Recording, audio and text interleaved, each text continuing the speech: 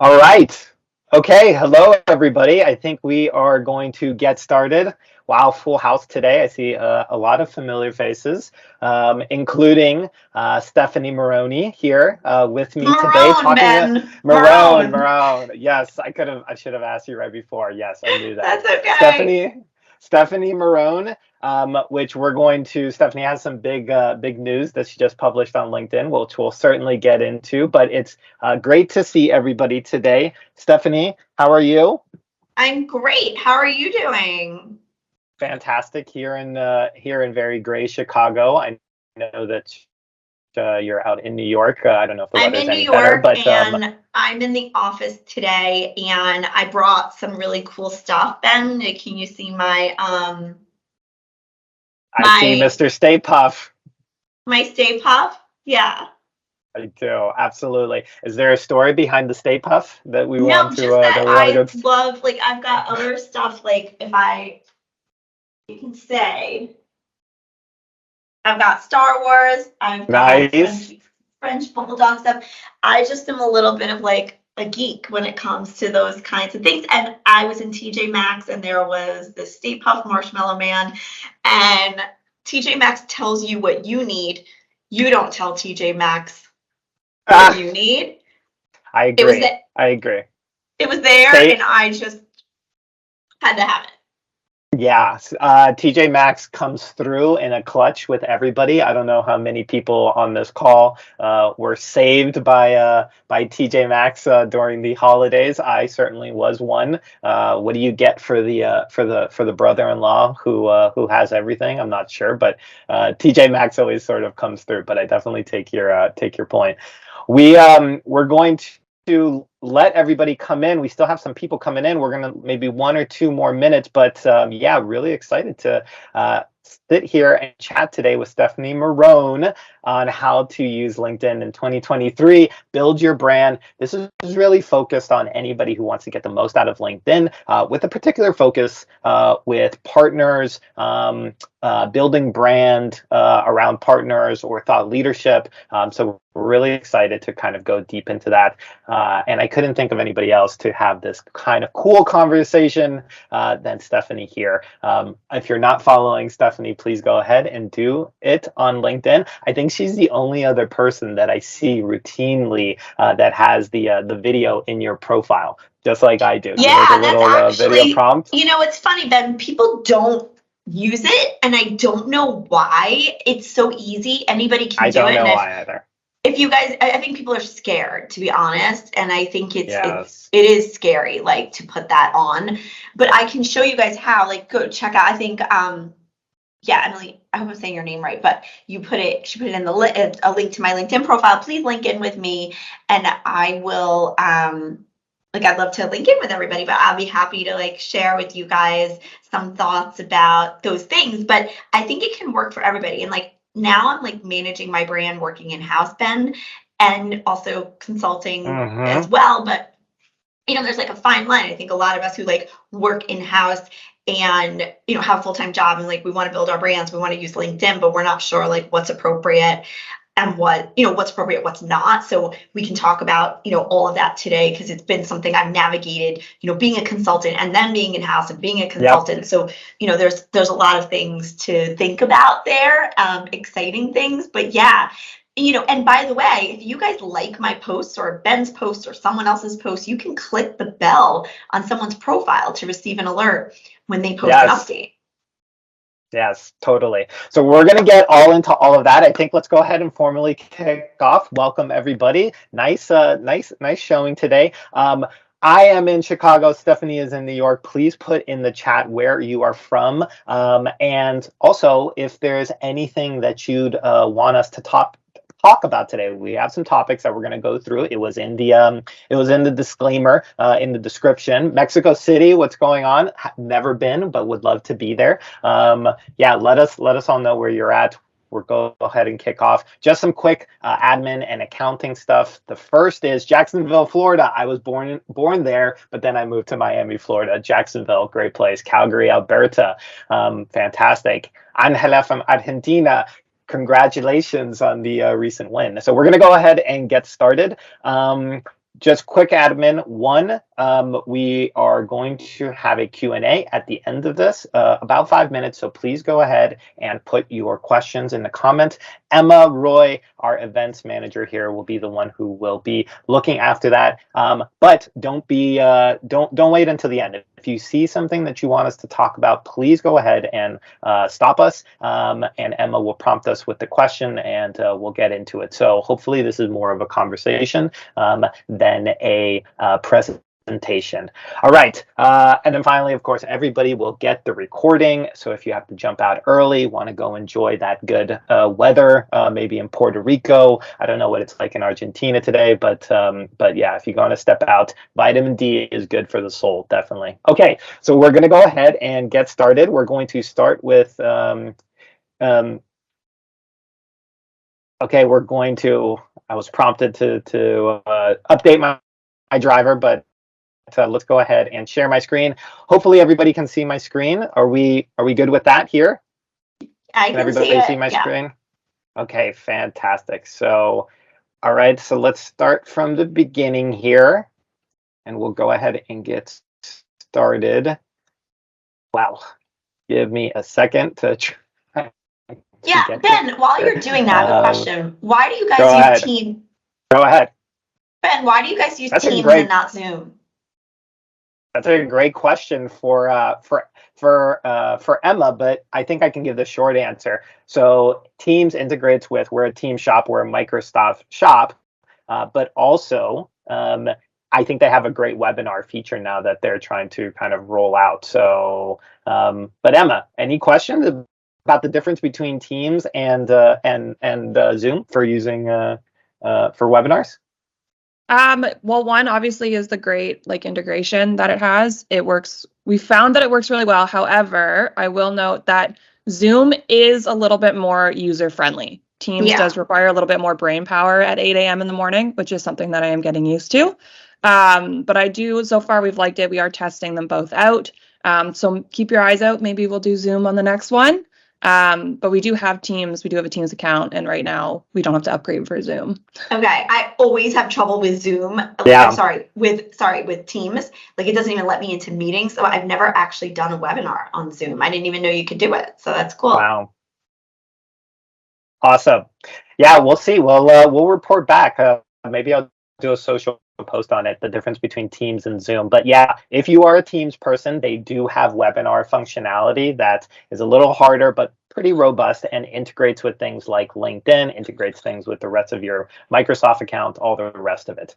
Okay, so hopefully everybody can see my screen. Steph, can you see my screen? All good? All good. Great.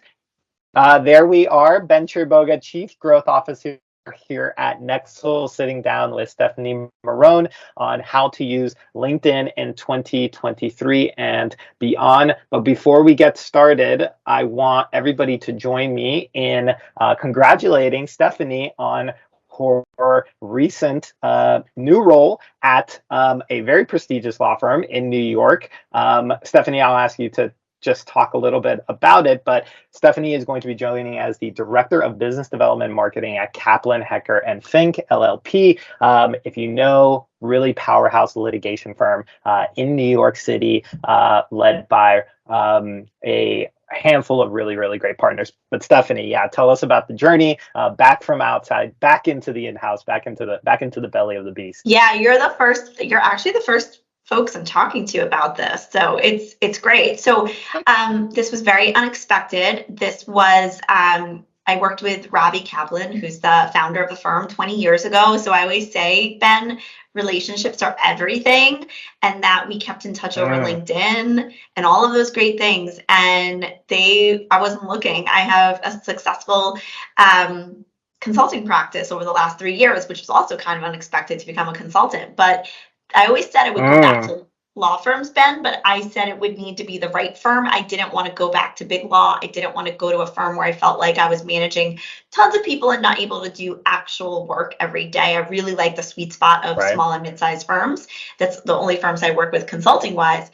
And I've just been really happy doing this. And I went and talked to them, and they said, I met the managing partner, Julie Fink. I met the other so the H and the Kaplan Hecker and Fink, Sean Hecker, who is a Devoice partner. And I realized that day, I was like, I want to work here. And they're not, I'm not just helping them make money and make the firm money. Of course, that's great, Sure. but we actually do social justice. We actually are working for some amazing causes. And so feeling like I can make a difference and actually do what I love to do was great. Plus, it's super flexible. I don't know if you can see, but I'm wearing jeans in the office. It's a 5-year-old entrepreneurial firm. It's not your typical law firm. And I can't really work at like your typical firm. Like I need a place that's like a little more forward thinking. This is an LGBT woman owned firm, by the way. Also very appealing to me, having 2 bonus moms who were married in 2015 as a direct result of the work that Robbie did, helping to legalize gay marriage, representing Edith Windsor in that landmark case before the Supreme Court. So I couldn't say no. And I only work from I can work 2 to 3 days a week in the office. I actually really wanted Ben to go back to the office. I felt kind of lonely at home. Like I had my 2 dogs, but I wanted to get back to this. So I'm really excited. It's now my 2nd week in, and so far, so good. There's so much to do. And I really love working with small and mid-sized firms because you can really make a big impact. So I would just tell everybody that be open to opportunities. Like I just went and talked to her, and it turned out that, she offered me a job. You just never know, I would say, never say never, Yep. I guess. Yeah. Right, exactly. So you will have to check back in with you as you kind of maneuver back in. And I think it's interesting, this idea. Our professional careers are so much more flexible than ever before because of things like remote work, but above and beyond that, because just so many people are starting different firms at different points in time. The barriers to entry to starting a firm is lower than ever in terms of cost, getting up and running, et cetera, et cetera. So really exciting. It's going to be so interesting to see how that progresses, and we'll definitely check back in, and maybe you can do another webinar on, the pros and cons of in-house versus consulting as you kind of look back over your career. That might be cool. But today we are talking about LinkedIn, and you talked a little bit about how important LinkedIn was to maintaining your relationships. And I know that we're going to go into that today in part, but let's go through some of the topics that I think we're going to cover. So the first is really how to maximize LinkedIn features. We kind of talked a little bit about this today. LinkedIn has a lot of hidden features all around what you can do to maintain relationships, but also brand awareness, et cetera, et cetera.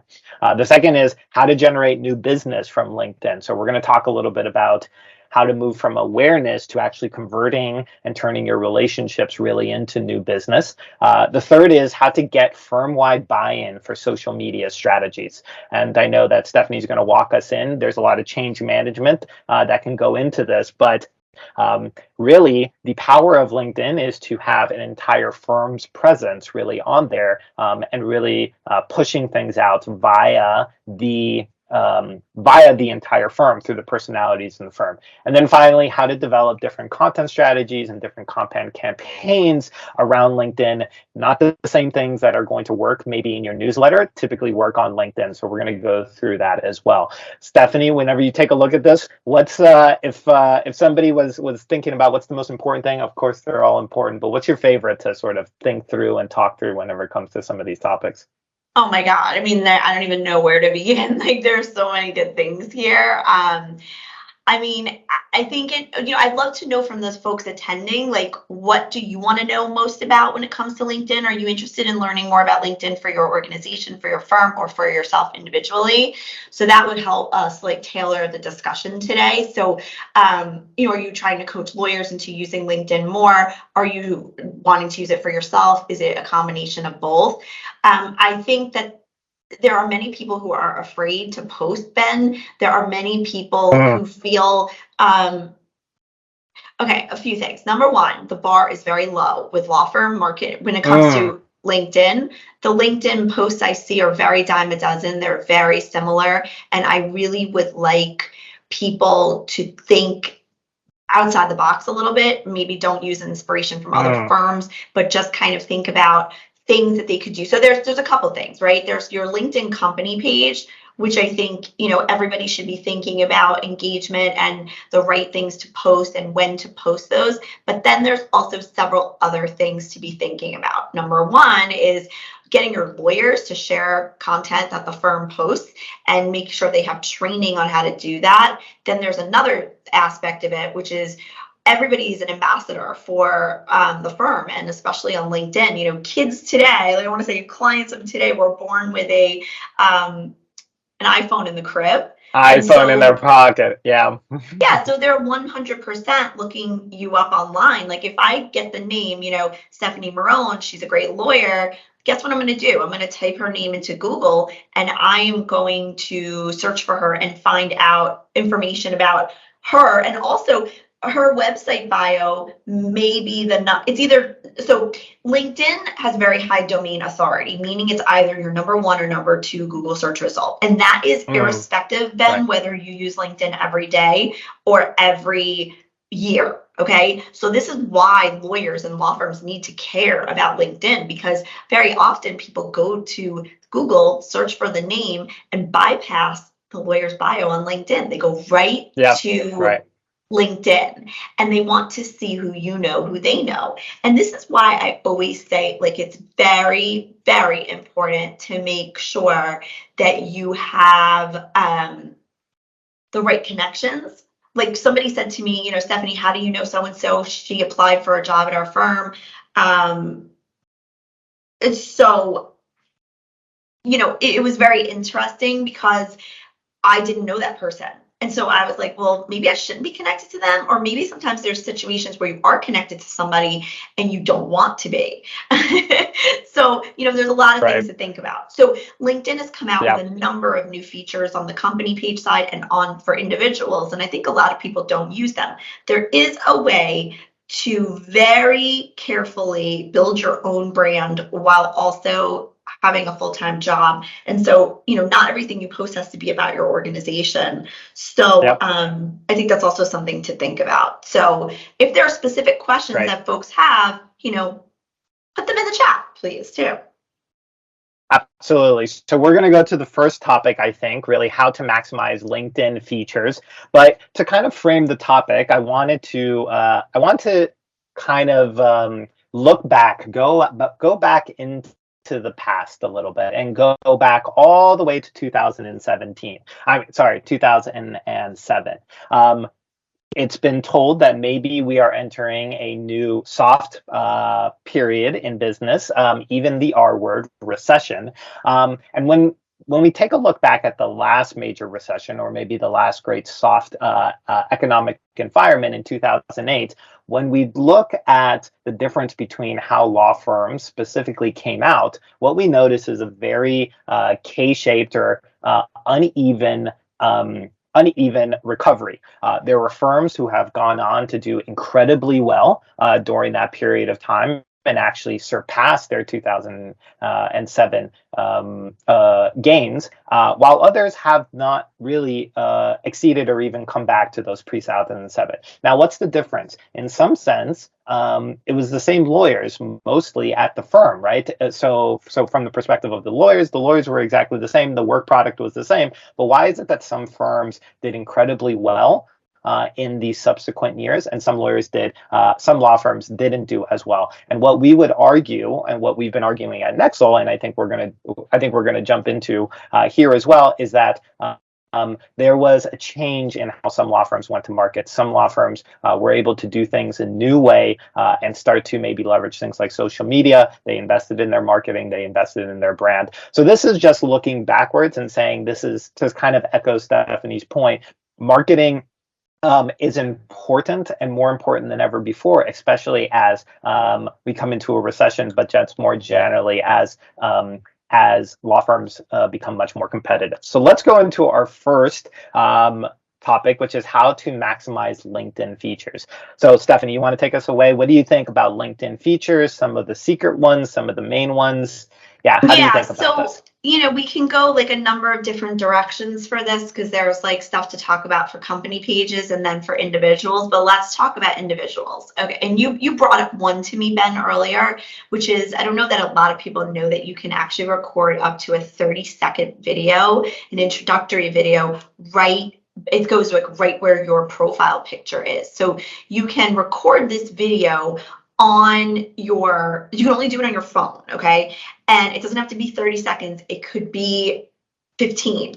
What I and you have to film it in portrait mode, not landscape mode. So you really, or else it won't look right. So you really need to do it on your phone, and you can only upload it from your phone. So if you click on my profile, you'll see that there's like a little video that shows up, and I put captions on it. So a lot of people are nervous about being on camera. A lot of people don't use video, and I totally get it. It's really scary to be on video, but I do think it's actually quite useful as a tool to use and to do different things with, okay? So that's number one. Number two, everybody should have a cover image on their profiles. And I really believe that organizations should be providing that to you. So it should essentially be a branded cover image that has your contact information and your phone number. And that is because it makes it very easy for people to find you. If you want to go the extra mile, you could put your expertise. Now, there are many ways to make a branded cover image. I use Canva for all my graphic design needs, and you can actually type in LinkedIn cover image and it will spit out templates for you, and you can add your logo, your colors, all of those things. I don't know how many of you use Canva, how many of you, maneuver around there. I'm not an Adobe person. Absolutely. Adobe products scare me, so I stay away from all Adobe products. So that is, I would say, a very important thing. That's prime real estate up at the top. And you should absolutely make a cover image, because if you don't, you're not branding yourself. And I also think LinkedIn makes it very hard for people to find you. Another thing is your LinkedIn headline. So many people do not customize this. If you don't customize your LinkedIn headline, then it pulls your most recent job title and your employer.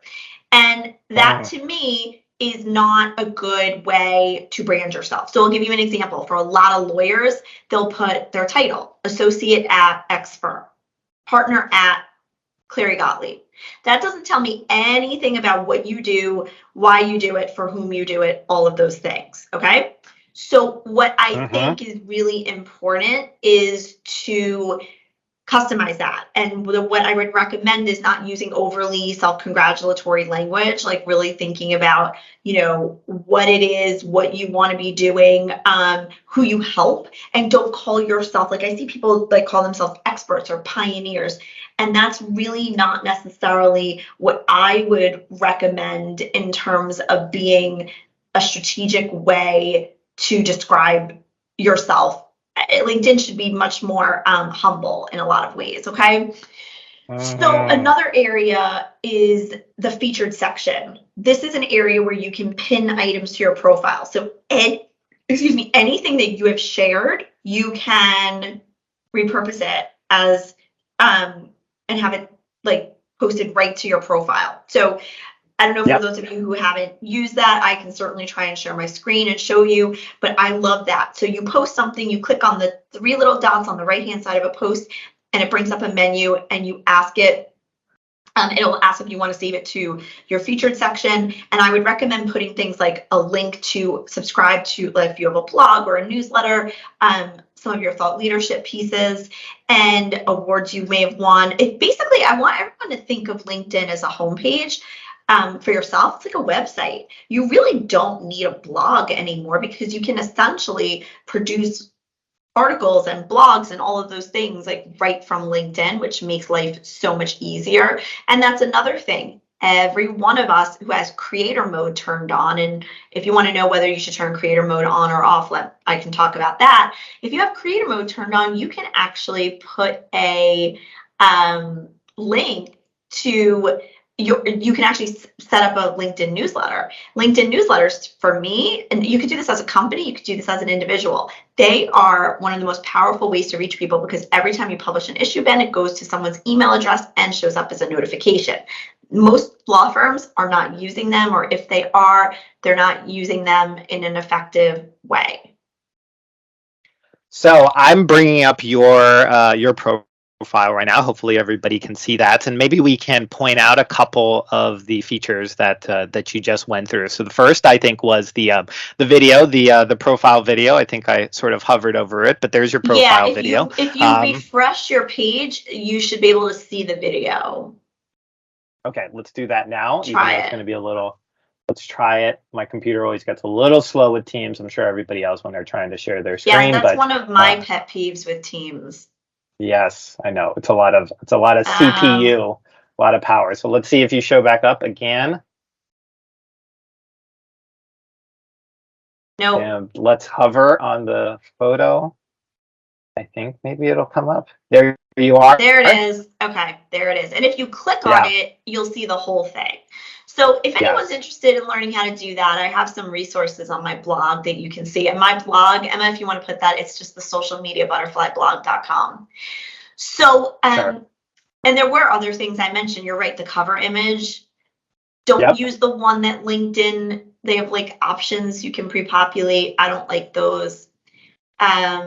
You see the bell, Ben, at the top of my profile on the right. If you click that, you'll get a notification every time I post. You can do that, guys, for clients. You can do that for important creators. And that's great. It'll just show up as a notification. And then I mentioned the cover, the headline, which is that line right below my name. And then the featured section. Do you guys see how I pinned a bunch of items to the featured section? Yeah. So if we scroll through, I noticed that and then I think the last thing you mentioned was newsletters, and I completely agree with you. If you turn on creator mode and if you want to start a newsletter, it is one of the best reaching options and features for anybody who is a LinkedIn creator. It is incredible. You will have 2,000 people who are subscribing to your personal email.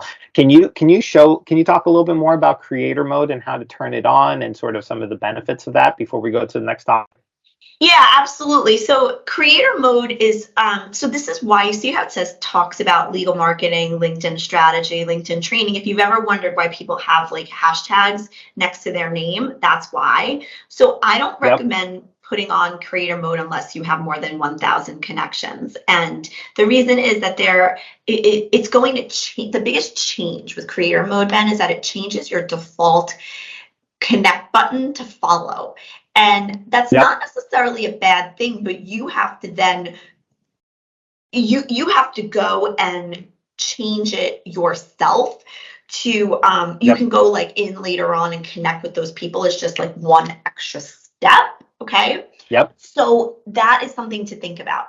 Creator mode gives you access to a lot of different tools, including the fact that, and by the way, like Emma, you put in there, like you guys could have one screen open and do these things while we're presenting today. There are a lot of things, unfortunately, you can't do on the mobile device. So you have to be logged into the desktop. So there are just some things, okay? So so do you see right underneath where it says New York, United States, Ben? It says visit my website and blog. So I can put a link right to my website right there, but that's only available to people who have creator mode turned on. Okay, that's another benefit. LinkedIn is giving preference to profiles that have creator mode turned on, meaning that it shows those profiles to more people. Okay, so that's also something to think about. The major change is that you get access to LinkedIn newsletters. And, people say all the time, let's say you have 1,000 connections. Every time you post something, everyone realizes here, hopefully, that not all 1,000 people will see the post. It just depends on the time of day that you're on LinkedIn. It depends who's on LinkedIn and who's following you and all of those things. In fact, you can better believe that all 2,000 people or 1,000 people aren't going to see your post. So there's a number of things you can do to increase the visibility of a post, but one of those is to send it out as a newsletter. And you can send a single post out as a newsletter as well. There are a lot of other features to creator mode, but those are, I think, the strongest ones. It also flips around your profile a bit. So like you see how my activity section is like up at the top. Yes, Amanda asked a good question. Does the newsletter only go to your followers' connections? Yes, but here's the best part about it. It puts a notification to everybody. The very first time you send out a LinkedIn newsletter, it sends a notification to every single connection you have asking if you want to follow that newsletter. And then it also shoots it out to people's email addresses. So this is really important for those of us who have, like, you know, maybe we don't have everybody on LinkedIn in our CRM. Or even if we emailed everybody, what's to say they're actually going to open or see the email? This is another way to, I would say, hit people in different ways. And so you can take an email newsletter of yours and repurpose it as a LinkedIn newsletter. I don't think anybody spams anybody, because I believe that everyone's just too busy. They don't remember what they ate for breakfast, let alone what you or I posted on social. I agree. Okay, so let's, there's so much more I think we could probably go into. I would have, questions about, if you start a newsletter, what's the best kind of topics that you want to talk about? I think sometimes it's curating content. Sometimes it's giving a particular personality. You had the idea of promoting your own post, or a really good post that you'd want everybody to see. We could go into that, but I think let's go maybe to the next topic here. Just to move along. Again, we are going to try to go about 45 minutes here, maybe a little bit longer. I know Stephanie has a lot of wisdom to go through. The next is going to be how to generate new business using LinkedIn. Where do we want to go with generating new business LinkedIn? And do you want me to let your LinkedIn back up here for this part? No, you don't have to. We can, well, you know what? Actually, 1 second. So you see the notification section, Ben? Yep. Click on that. Okay. This is your notifications. Let's go down to the my notifications. Right. Let's go into this is really let's go into my notifications there. Yeah, we're going to be you for a minute. So you can see so many things here, right? You can see people who posted. Look at the things in your notification section, but one of them you should all set are new jobs and work anniversaries. So do you have one there that is a new job or a work anniversary? So, I have your new job. Here we go. Yeah, okay, so this is a great one. So these pop up in your feed, they show up in the notification section. This is an amazing way to reignite a relationship with people. I love this, because you can send a message to somebody, and Ben, I'm sure you do, and you'll say, congratulations on the new job, or, Steph, I can't believe it's been 10 years that you've been at X firm. We should get together. How are the kids? The notification section is what I call low-hanging fruit, but very good ways to interact with people. Another way you see in the notification section, if you have the bell turned on for certain key people, that they've gotten an award or something about them. Every time they post, it pops up. You comment on it. And by the way, this isn't just for client development. This should be also for referrals, for people who, your recruiters. There's so many different people, colleagues that you could follow and do all of these things. So that I would say is a really easy way. The other thing I'll tell you is, keep building your network, because the more people in your network, it's like, I'm going to use a baseball analogy, which is funny because I don't play baseball, and I follow New York, go Yankees. Go Yankees. The more times you get up to bat, the more times you have, the more chances you have to get a hit. And that's the same way with your network. So the more people in your network, but the more of the right people, the better off you are. So quality over quantity every single time. But the more people who see your content, the better. This is also why I said do not go on LinkedIn Creator. Don't turn it, switch it over until you have a certain number of connections, or else it won't be worth your while. Okay. So yeah, cool. Posting, you guys. is how you build your business on LinkedIn. Because when you post things of value and never, ever promoting yourself, your business, this is why everybody, I hate those posts like, so-and-so's recent, I've just become a super lawyer, or I recently won, lawyer of the century, I think are wastes of time.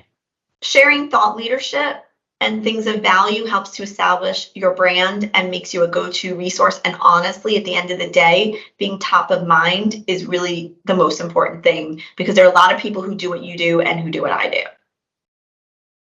Yeah.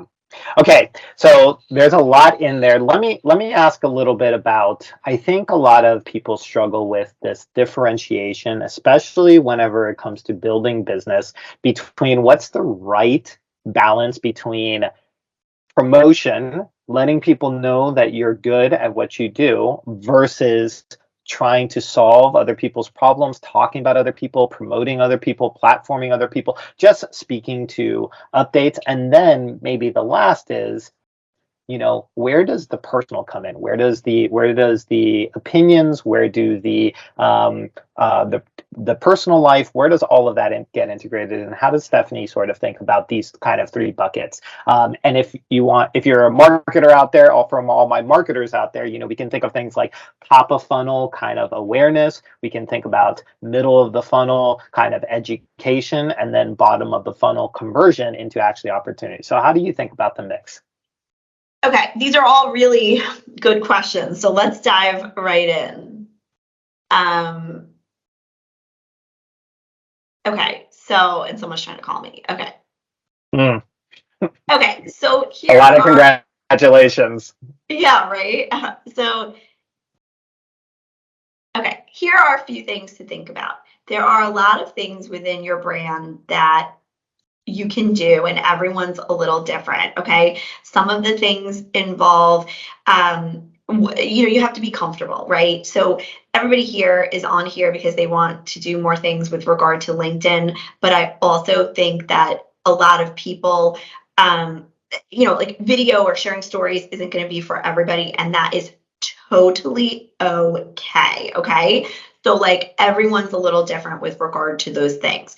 Now, that being said, storytelling isn't for everybody, and there are ways to build your brand and your business by telling stories. Now, you don't have to overshare. There are things you can share that are completely appropriate for a business setting, such as how you became a lawyer, or why you became a marketer, how you got into your field, something about your origin, your growing up, where you live, maybe the team that you work with. I always say it's all about show versus tell and the humble brag, and that's really important. So all of those things make a very big difference, and you have to just find what works for you, because storytelling can really, I think, separate you from what I call dry business content. A lot of people do B2, B2B is dead to me. It's more like I call B2H, like business to human, and that's really important. So I would say think about those things. I would say, like, if you work in-house, you have to navigate having a brand, a personal brand, and also having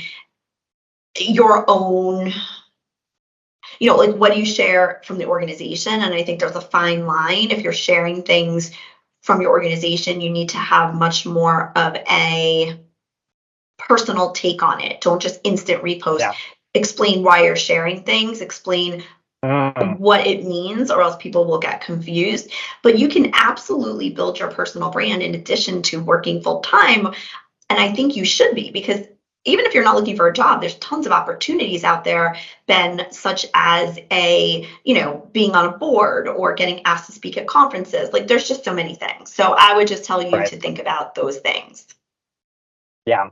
You know what? I love that what you said. It's two things really perked up for me. So the first is how to weave story into something professional, and in that way you mix in this personal and this professional as well, right? So you can sort of tie in the two things together. That's a cool takeaway for me.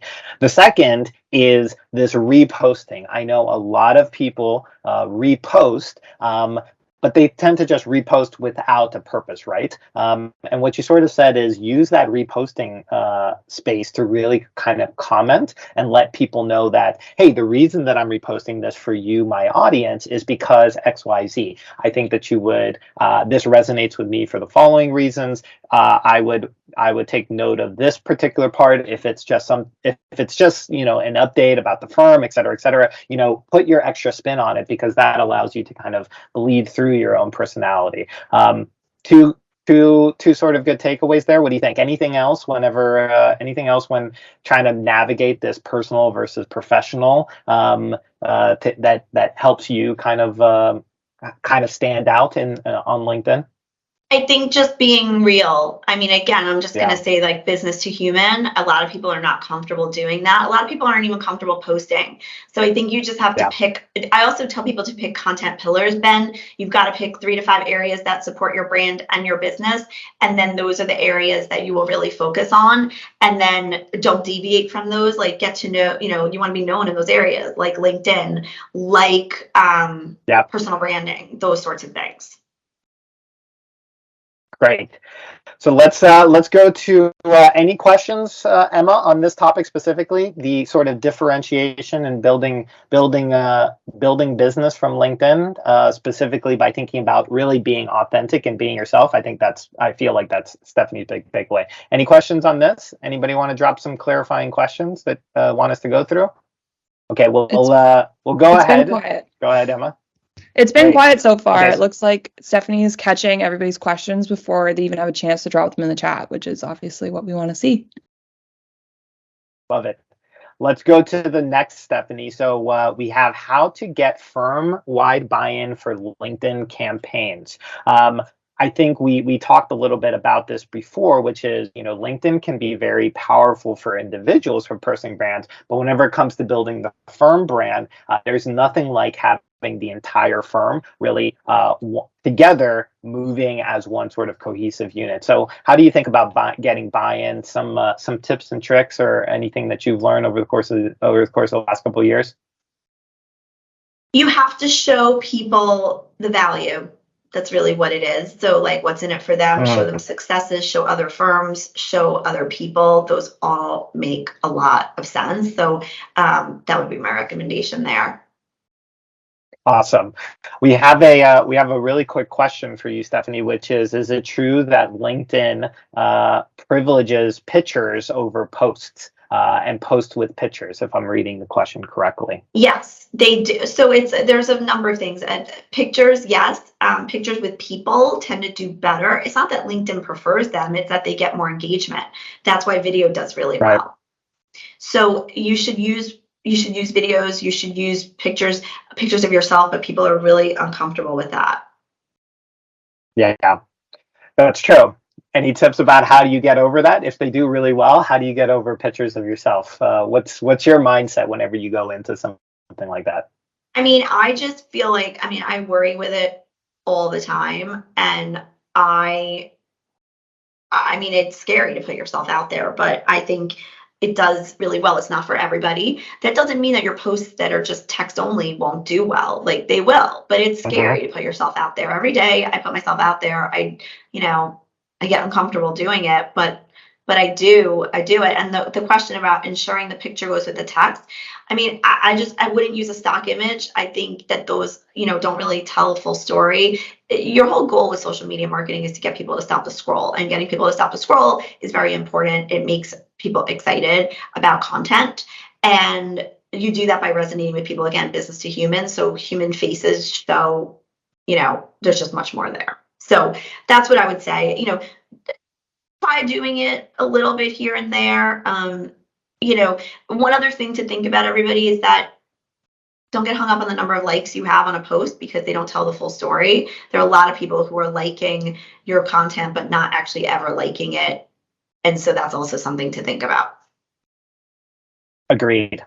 Okay, so let's go to our last topic here, and we're going to be rounding out. We're a couple minutes over, but I think we're going to end strong here, which is around how to develop winning content strategies. So we've kind of gone through getting firm-wide commitment. We've kind of talked about how to generate business kind of as an individual there. We even went into some of the new features that help you really extend your reach. Whenever it comes to actual content strategy, and we can maybe take it for the firm, or we can take it personally, how do you think about developing content strategies? I think you already sort of started to speak about it with the pillar idea, but anything else you want to talk to specifically around content strategies?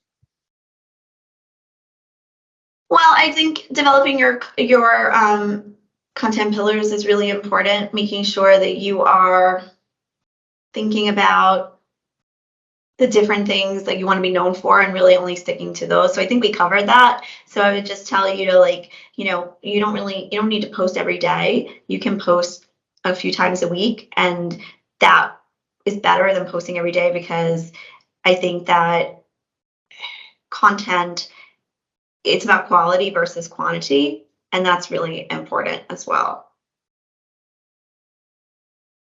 Amazing. I think let's end with one example. Whenever, Stephanie, whenever you think about your content, how do you sort of pillarize it? Can you give an example about your pillars, and sort of how do you come back to? Do you come back to certain type of content that if it starts doing well, or are you always looking for new content? Can you give us an example for some of your pillars?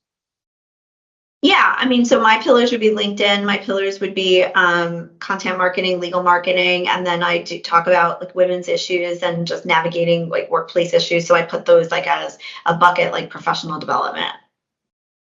Right, totally. Okay, great. So so the three main sort of pillars, you kind of come back to them every now and then. Do you try out new content ever? Do you try to sort of whenever you want to say, hey, I want to start talking about a new content pillar, do you usually deviate, or do you try to just go deep on some of those core pillars? Don't really deviate. I've been talking about the same things over and over again, but you certainly should, but you'll want to warm up your audience. You don't want it to come from, nowhere. Got it. Totally.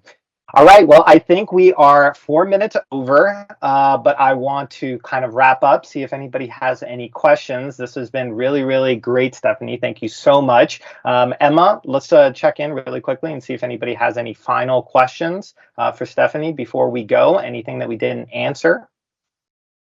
No, we look like we got to all of it. Of course, there is a recording that will go out afterwards, so everybody can follow along with Stephanie's amazing tips and tricks to get started. Fantastic.